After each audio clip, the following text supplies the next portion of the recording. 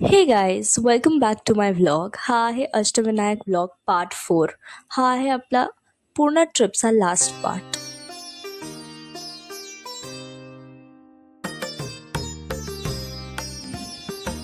इथे आम्ही ब्रेकफास्ट केल्यानंतर आम्ही निघालो आमच्या नेक्स्ट डेस्टिनेशनला, तो म्हणजे लेण्याद्रीचा श्री गिरिजात्मक. लेण्याद्री गणपती हे अष्टविनायकांपैकी 6वे स्थान असून हे मंदिर पुणे जिल्ह्यातील जुन्नर तालुक्यात डोंगराच्या गुहेत वसलेले आहे.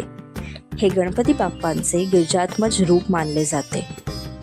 पुराणानुसार माता पार्वतीने या डोंगरावर कठोर तपश्चर्या केली आणि त्यांच्या तपामुळे गणेशाचा जन्म येथे झाला.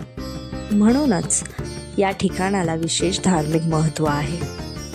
हे मंदिर सुमारे 307 पायऱ्या चढून डोंगरावर पोचल्यावर लागते. मंदिर एकाच मोठ्या दगडी गुहेत कोरलेले असून येथे गणपतीची मूर्ती डोंगराच्या भिंतीत कोरलेली आहे. विशेष म्हणजे ही मूर्ती पूर्वाभिमुख नसून पश्चिमाभिमुख आहे.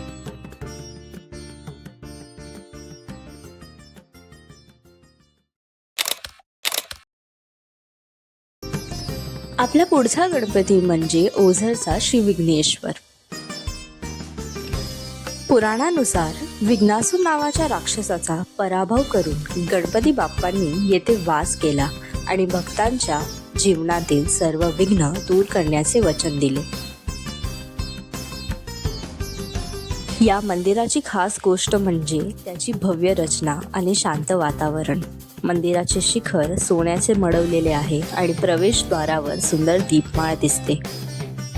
गाभाऱ्यातील गणपतीची मूर्ती पूर्वाभिमुख असून डावीकडे वळलेली सोंड आणि डोळ्यातील बसवलेले रत्न विशेष आकर्षण आहे.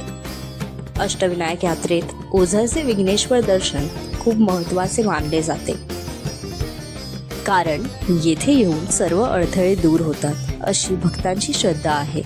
जर तुम्ही अष्टविनायक यात्रा करत असाल तर या पवित्र ठिकाणाला नक्की भेट द्या.